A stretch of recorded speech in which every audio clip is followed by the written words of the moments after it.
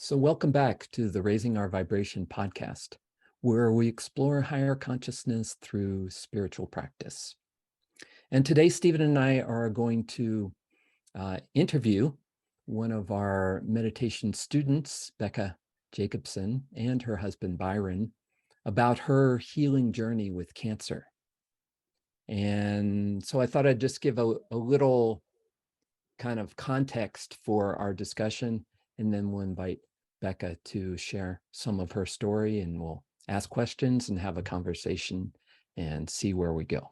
So I'd like to start with a quote from physicist and meditator John Hagelin.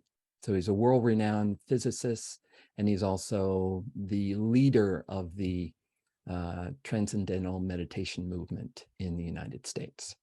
So let's just see what he has to say about the human energy system.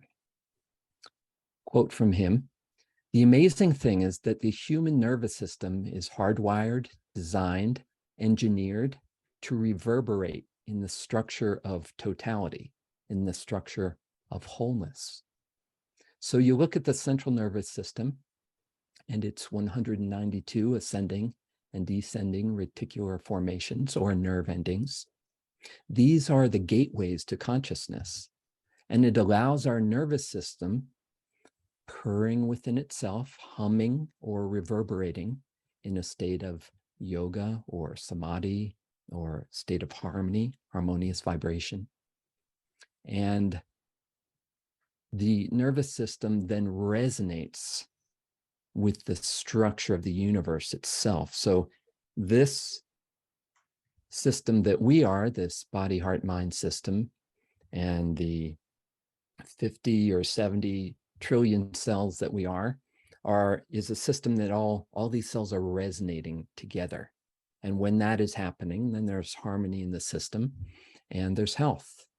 And when that harmonious vibration gets disrupted by stress or chemicals or pollutants or emotional trauma or invasive treatments, there's all kinds of ways that we overload the system or put more stress on the system so that it breaks down. And when it breaks down, the response of the system to try to handle that is inflammation. But when there's too much stress, that inflammatory response kind of goes haywire, and we are very susceptible to infections and cancer and so on. So with that kind of as a container for what we talk about, I'd like to invite Becca to just share some about her journey over these last 6 years with cancer and what she's learned. So Becca, I will invite you to share your story.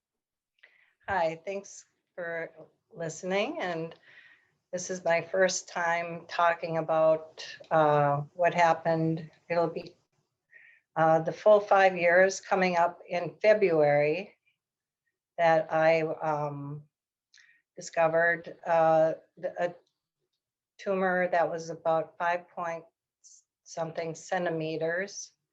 And I first was doing thermograms and trying to avoid a mammogram.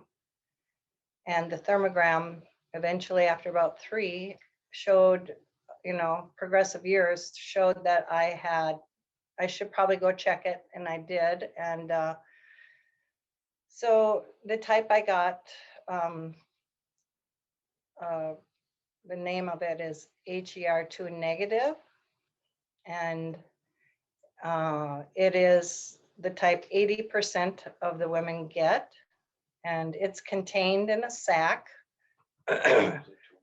And it's a tumor that is on my right breast. And the initial MRI showed six different points that had different size metastasizes that were like it's a spaghetto. Spaghetto. It's interesting to learn about it. I learned quite a bit. And being that it was, I've done a few other alternative things that worked, I knew I had to be my own advocate for how I was going to progress with this. And so I was advised to have the tumor removed, and then they would do also, it would be a lumpectomy, but they would still remove the nipple. And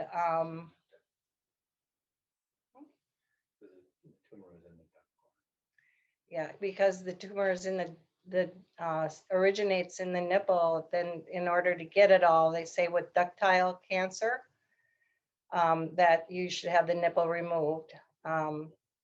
So I decided to just first try their treatment, which was letrozole to reduce the hormones of the estrogen. And I wasn't being very good about my health at that time. I had a thyroid condition that I was trying to balance using Armour thyroid instead of a synthetic hormone. And I just wasn't very good about taking care of my health. And I ended up with like a number 95, T count, T4 count instead of like a 7. And then I also had a badly infected tooth that I tried to treat 2 times, but I'd had since I was 13, and it's on the same side as the tumor. And I was advised that to remove the tooth, that would probably be a very helpful thing for the whole process I was going to go through. And it was very difficult for me to do that because I'd treated it so many times and I'd hoped I wouldn't have to, but I let go of 2 teeth. And then within that year, my balancing my thyroid and removing the root canal, my tumor shrunk more than in half. And I only ended up with 2 that are under 2 centimeters. Yeah. Mm. And so now 5 years later, I've been continuing to have it checked. And I quit doing chemo 4 months ago. It was every other week chemo. And I thought I'd just better try and see if I can do this without, because chemo won't kill it. It's just, prolonging. And so I'm on my fourth or 5th month without that, and I feel good yet. And there's a sensation that I have about my body, about that area, and I feel good about it. The things I've done to help myself was in the beginning, along with all of those 2 things, I also did some lymphatic cleansing with a well, it's an STA, but it's a electronic machine that uses ozone and different frequencies to have ozone penetrate deeply into the tissue, Okay. including cancer tissue. Okay. And I saw results in the stool for quite a while. And I did the citrus pectin, modified citrus pectin, and we got some advice. Byron's a nutritional therapist, so I got some advice from him and did DIM, which was a pretty important part of when anybody is talking about this type of thing and how to help. It helps clear estrogens. And she has an estrogen fueled cancer. So we wanted to clear the detox pathways, the liver and gallbladder and kidneys and everything. We need to open everything up, get all the energies moving and flowing. That's clearly where the stagnation was at. If there's excess estrogen, something's not clearing it out. Gotcha. And what does citrus pectin do? And citrus pectin keeps the cancer from. Part of what it needs is needs blood supply, and so the citrus pectin kind of cuts off the blood supply to a tumor or a cancer. So particularly if it's a tumor, it cuts out.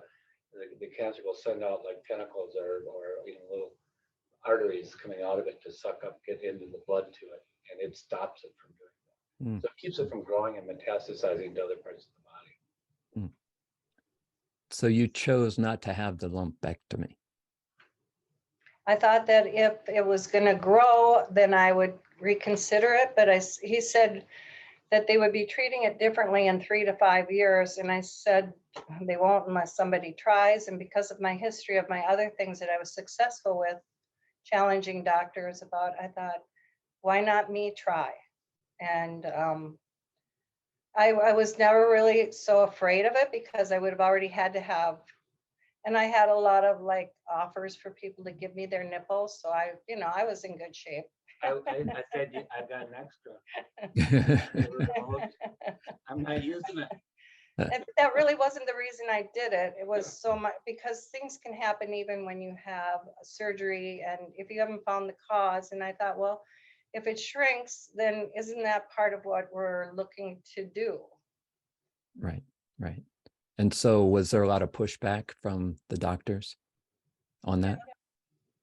Yeah, but he allowed me to do it. Mm. Mm. It was a university, and so it's a school. And so the hard part with it is that when he would tell me that I had 3 to 5 years to live and that I should, really get a good relationship with my grandchildren now. And, and so the mindset of, of it and knowing my head was already pretty strong about other things that I've done and my ability to heal in other ways. So when I saw what the thyroid did and how bad mine was, I just thought I had a chance. Mm-hmm. So just by balancing the system and bringing it back to what it will naturally do. Right. Yeah. And I'm used to pushing a lot of energy, and it's nice to be getting to a point where I feel like it's just coming with a little bit more ease. I really won't celebrate completely until I have like an MRI and see where I'm at. And I don't know how soon I need to do that. I'm feeling like I understand it pretty well. I can kind of have a very good sense. I can lift my arm and see where there's an indentation. Because that's what happens with it is this type of thing will pull in on you as it grows. It doesn't grow necessarily out, but it'll kind of pull in and pull your tissue in. So, I've had ways, and then it's also when you talk about sensing the body, and because I'm well aware of my lymphatic glands, I'm very aware of some of my points that I use to help balance a vibrational energy that I I never really truly went to the fearful point about this because I always felt like, well, if I'm going to lose it, then that's the next journey. But I also did the first year, I did vitamin C treatments that were infusions and ozone treatments where they remove your blood and then put in ozone. And it was interesting because it was covered by my Liberty Health share. They considered it chemo because vitamin C bleaches cancer or bleaches, and so I never, I did so many things. There's, there was a limit to what I did, but I would really tried a whole bunch of angles. One of them was working with Lisa Davies and Byron. Is it life force energy? Natural force healing. So she's a medical intuitive. So we would do, and I've taken a bunch of classes through her and her husband. It's a form of energy work that's very different from most, and that it's really considered more of, I would almost compare it to homeopathy, where they're using a variety of different frequencies that are very specific for specific things. So, for internal toxins, they would use a particular vibrational harmonic that was just for internal toxins. But anyway, she would then we would do like a Zoom call with her, and she would go into her intuitive state and then tell us, okay, here's where the tumor is, or this is what's going on in the lymphatic system. Put your hand over here and we'll run this energy through this part of it. And we would keep on doing that until we got the tumor down to really just the only one is really behind the nipple now. The other one's all dissolved or disappeared. And so when you say running the energy, how would you describe that? That's something she's doing, or well, yeah, this is kind of a different system. You know, I've taken Reiki, and I've been doing body work and nutrition and energy work for over 40 years. And this particular type is very different in that it's sort of like some of the Buddhist traditions where we're bringing in actually energies from different solar systems rather than from my personal system. This is their explanation of it. And it's coming in and it's coming through my pineal gland, and then it's just coming through me. I'm just a conduit for it. I'm not doing any kind of trying. I'm not trying to do anything except for kind of watch when it changes. You know, kind of like what we're doing in meditation, where we're doing a present watchfulness to see how things shift, right? So that I know when it's done. But that's the running of the energy, is just kind of being aware of it, you know, calling it in and then letting it do what it's supposed to do, getting out of the way. Yes. Right? Yes. That's a big one. Along those energy frequency lines, and also connecting that into mindset. I'm sure lots of people listening, and a special love and blessings to anybody listening who, you know, is going through a similar journey, because I think if you're listening and you're listening to Becca, you can feel how important different things have been for Becca, right? So I just wanted to speak a little bit to mindset. As an example, my wife's mum had a mastectomy, and she had a lot to deal with in that, and she found various ways. She had a particular reading group that had spent a lot of time together, so they were very supportive. She also she goes to shrines and, you know, says mantras, and is a great fan of the Heart Sutra. So there were different things that helped her mindset. So I'm just wondering if you could speak a little bit to that, Becca, because you've mentioned mindset a couple of times. What really helped you? Because you said a number of times you hadn't either dropped into fear or you had a particular mindset.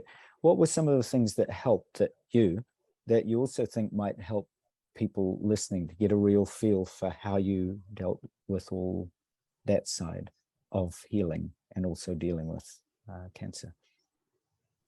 Well, I've had to learn how to balance the, my solar plexus, my fear, and just balancing energy. We've been married 40 years, so it's been quite a nice journey. Just, the background of healing, and you're bringing in something that people don't get. They just, there's not a lot of people doing what we do, and he's also, it's not bragging. You just go and do it. That's all we're doing. and so integrating it for me as a hairdresser and bringing it in as an esthetician, it took time to get this new license. It's only 5 years old, where I get to work with the lymphatic system. And one of the first trainings that I learned was Touch for Health, and that's basically the lymphatic system and the emotions and acupressure. That's just I've learned the intelligence side of it, but then bringing it into the body and the mindset.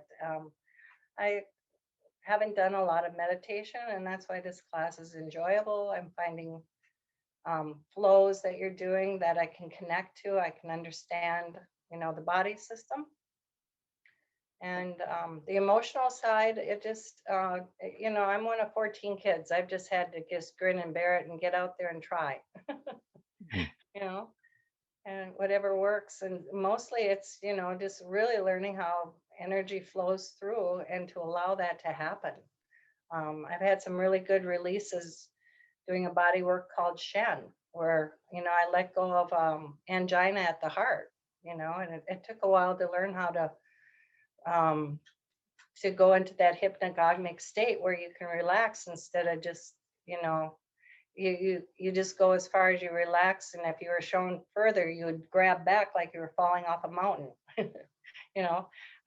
I've done some of the body work with Shen that helped me to understand, how to let that energy flow through me. And so I run it all the time. That breathing and putting my tongue to the roof of my mouth and just working as much as I can. But then there's the other side of me where I eat sugar. I don't take my products as I should all the time. I challenge myself, it's not like I'm trying to do these things. It's I think if you do it like maybe a little more than half of really trying. I mean, you and Kevin, I've been reading the book, you had a moment where you decided to go and you went to the top. You zoomed and, I'm just going along the path. I'm not trying, I had my choices where I've done the things where I do eat sugar. I maybe don't exercise. And then the emotional part, yeah. So it's not about being perfect, right? The healing journey. Yeah. That's important. And it's important to feel supported, too. And that's just, even if he didn't agree with me, he's still going to support my choice. Yeah. Beautiful. Yeah. I just on that support, because you and Byron both mentioned that interesting system of healing, from bringing energy from outside, where it's in a sense of speaking. You mentioned solar systems and so on, so forth. So in the various healing that you work that you've done, I'm also thinking about people listening who have support, and they'll say, "Oh, well, that's all very well because you've got great support. I haven't got anybody." What would you say in terms of, for people who probably don't have the beautiful support that you have, and are maybe feeling a bit alone out there, and they're kind of thinking, oh, there might be an energy system somewhere in there for me that's Becca has mentioned? Because I think sometimes what you mentioned about feeling like energy's coming to you, sometimes that's quite useful, right? Because you feel like you're actually able to sort of channel or bring energy in. Sometimes if you're feeling a bit alone, it can help to break down that barrier, almost feeling like you've got support from the universe or solar systems, or from however you perceive that. What would you say has been helpful to you? Because obviously you're in a very supported journey, but also just your own personal part, Becca, if you were sort of recommending to somebody something that would be helpful if they didn't have the wonderful support that Byron also. Evelyn on Evelyn Fights Cancer. I forget the site. I don't have my phone right now, but she's on Facebook, and we could get a link, for that. But she's very helpful. She actually did go through surgery, but then she found what she needed to do, and it's all the similar things to what I did nutritionally. But she has a really good site, and that's so supportive. That's where I get a lot of my stuff, and I ask him to read it, and he's like, I don't know, but so for me, that's where I go. I go, see, this is what she's saying, and so she's excellent. And then there's a lot of people then on that I was really able to relate to well. I'm wondering about integrative oncologist. No, is that? I don't know if there are new ones coming that are going to do something different. Mine, who I got the support with, my radiologists, they were in school and watching my and they kind of supported me, so maybe it's the support people from who you're seeing at the hospital. And I don't think anybody would really take the choice I did. That's why this is my first time talking about it. If I would see women at the clinic, I would want to ask them if I could talk to them, is what I tried to do, but I'm not sure yet how it's going to get out there to be different, because like what happened to me with the root canal is so different from another person of, where do they do the studies to find out how HER2 is, what causes it? A lot is just making sure you have a balanced thyroid and, good blood work. I did a lot of blood work, that it was real tiring having to go to the doctor all the time. That's part of the motivation is, it was so nice when COVID came and we could just be on the phone. I'd say one thing, for people is that it's a lot of times you run into people who, when they get a cancer diagnosis and they hear what their doctor has to say and they think that's the only thing they can do. And you shouldn't really take that as an answer or the end. That there's lots of people out there. There's acupuncturists, there's therapists, there's all kinds of people, even if you're alone, to kind of reach out to any of your friends that are seeing alternative practitioners, or even your community. There's lots of resources in our communities now. Regenerative health is the name of a. And they should just don't take no for an answer. I'm always shocked by how many people are willing to do that, to just say, oh, well, that's the doctor told me there was nothing else I could do, and they stop. Right. And it's like, no, that's just all he can do. There's a lot of other people out there. Keep looking, keep trying, Yeah. If you look, you will find people that can help you. So I discovered that. Don't try to keep it to yourself. That they only have the tools that they can use. My oncologist could not recommend anything else because they can't. Right. Yeah, One thing that really struck me at the beginning of your story was how you had the idea that you really needed to advocate for yourself and say, okay, my oncologist is one member of my team, but I'm going to go out and I'm going to find these different approaches and see how they can all work together and find what works for you. Found what worked for you. Yep, it could be a real synergy of therapies, right? It doesn't have to be all or one. And it doesn't have to be all alternative, and it doesn't have to be all conventional. A lot of things work even better together. So, why not? Yeah, I did them both. I used Zolata, which was a type of another thing after letrozole. They give you reduce your estrogen for a year, and then the next year they do another, shrinking it type of a product. I did that, and then another year of chemo, and they overlap a little bit to where it got to be this 5 years, 5.5. So yeah, I wasn't going to talk about it until I really was sure. And I'm feeling pretty, even if it were to grow, then I probably would really start to focus better, and really pay attention to the, and then go to confession more often. I love that. Just one other thing I wanted to pick up on before perhaps we go down other tracks. It's just what Kevin was mentioning about being an advocate. You mentioned Touch for Health, and so I'm just going to focus on that for a moment, because I did, like yourself, I did Touch for Health training as a result of I was involved in a major martial arts accident in which I broke and damaged many parts of my body in a demonstration. Now, I went to doctors first. I got lots of diagnosis, and they said it would take me maybe 2 years to recover. And in fact, then I went to a Touch for Health specialist. He was a gypsy, in fact. He was a gypsy with a ballerina wife. They were the most unorthodox couple I perhaps ever met.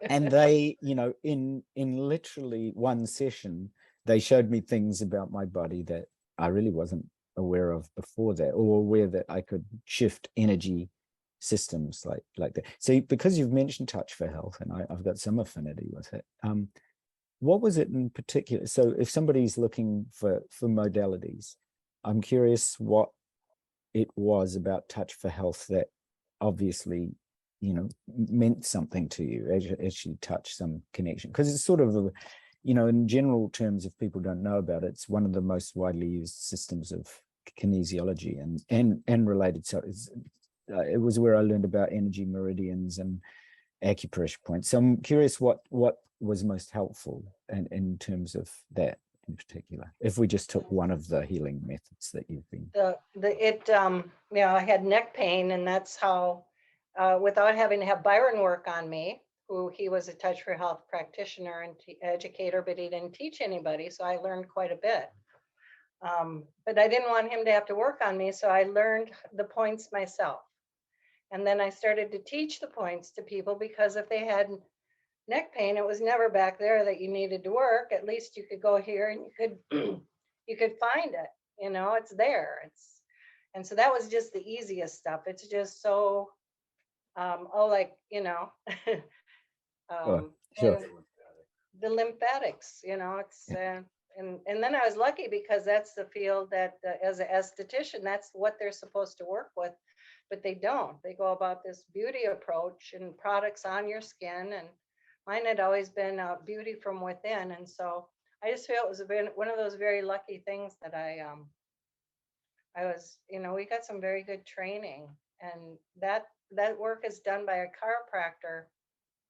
And instead of adjusting bones, you just use the lymphatics pretty much. Yeah, it was amazing, you know, and that people don't know about it, and that it's a CEU credit course, or just anybody could take it, or it's a $25 book on Amazon. Right, It's like right. my Yeah, Bible. it's very so just on that. So for example, if you were explaining, just so they could see how it actually works, because both of you obviously have some expertise in it.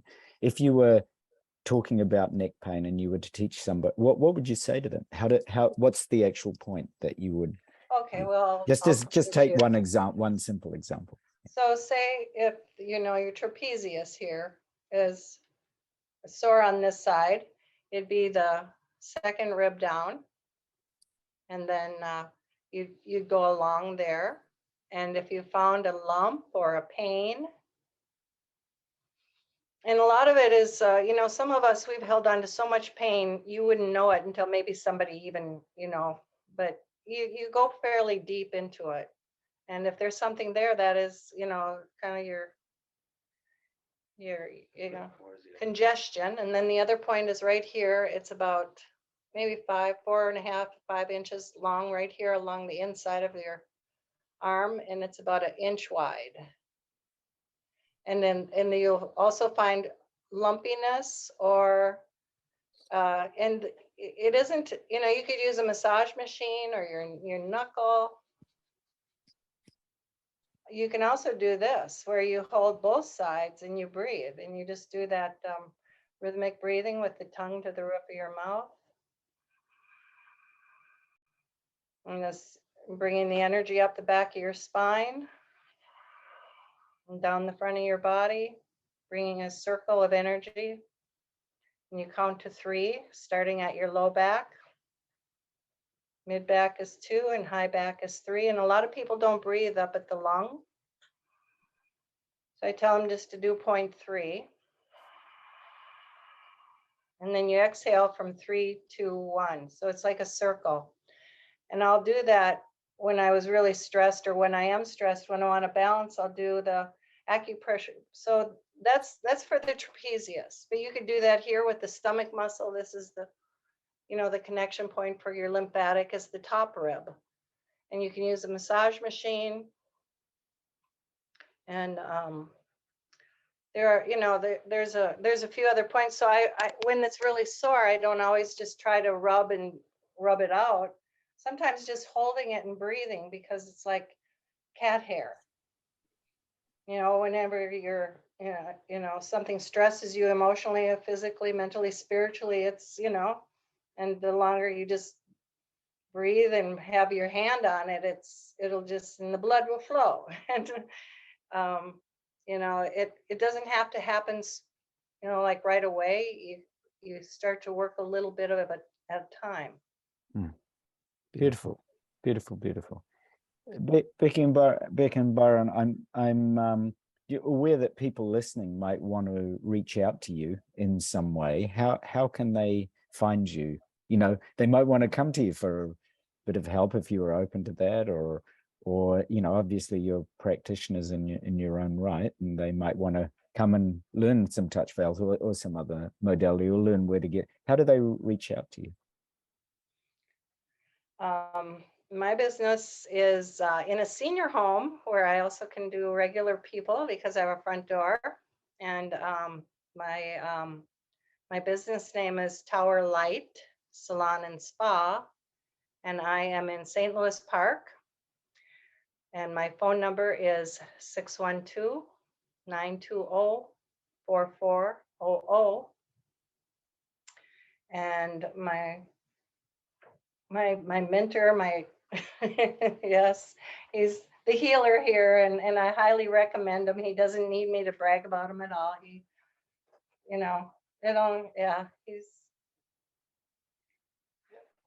I have a practice in St. Louis Park, and well, here I am. I practice in St. Louis Park, and it's like I said, it's a combination of you know, you try to put as many things together as you can, and as old as I get, you know, you want to.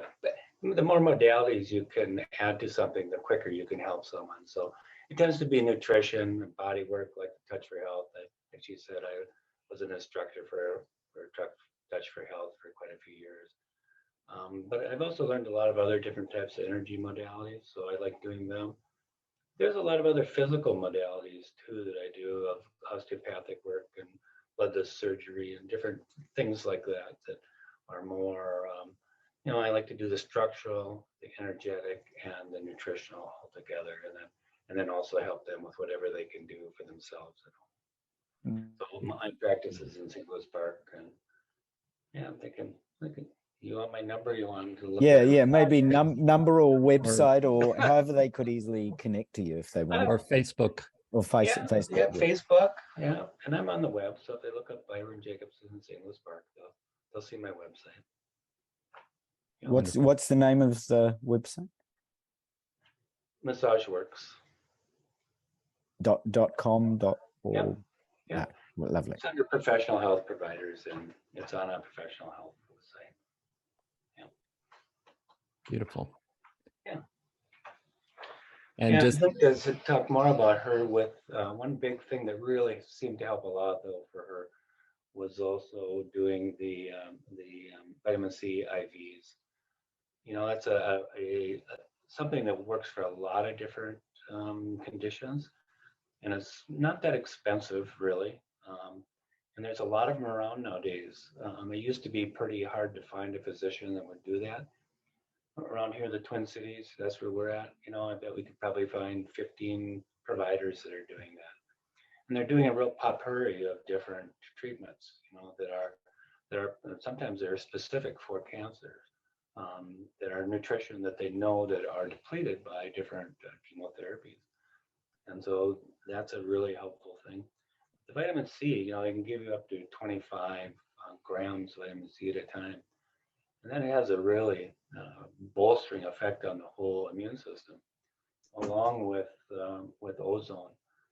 And that ozone really she had some other infections that were going on at the same time with the cancer or before the cancer. And all of that stuff seemed to clear it up from those treatments. Well, there was one other thing I did, is low dose naproxen. Yeah, and that I had I forgot about that. I had an autoimmune problem where I had a little red ring, and that's too many white blood cells. And finally, after many, many, many years, then I found that's what cleared it up within a year. The ozone treatments. And the yeah, that went away.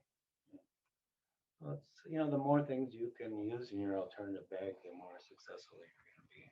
Right? Yeah, beautiful.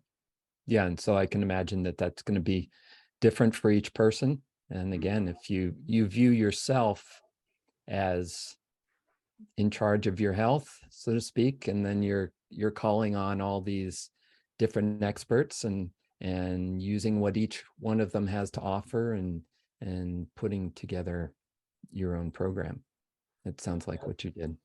That's a big thing that gets missed, with conventional medicine, is that we are all biologically different. We're all we're individuals. So you can't, it's not a one size fits all. Yeah. And you have to accept that and go, okay, well, I've got to figure out what works for me. What works for you is great, but I got to find my path too. Beautiful. I think that relates to health and to the spiritual path in general, right? Right. There's so many paths, so many techniques, so many options, so many ways to work with our consciousness, and our health is an expression of our consciousness. And so as we find what we resonate with and what helps our system to resonate and vibrate in harmony, that's the key. And that's something that we have an inner knowing about that. And it sounds like you really trusted your inner knowing, and Byron supported you in that. And yeah, that's wonderful. So thank you so much for sharing your story. Thanks for asking. It was wonderful. Thank you. Thank you so much. Yeah, beautiful. So thank you all for watching. Hope you found this inspiring and thought-provoking. And if you're interested in the subtle energy practice end of this in terms of meditation, you can visit us at raisingourvibration.net. We'd love to hear from you there. So thank you again, Becca, Byron. Thank you, Stephen. And thank you both for your interest. I really appreciate that you were even willing to talk about it and listen to what we had to say about it. Oh, beautiful. It's so inspiring and informative. So thank you. Yeah, you're welcome. Thank you. All right. Bye for now.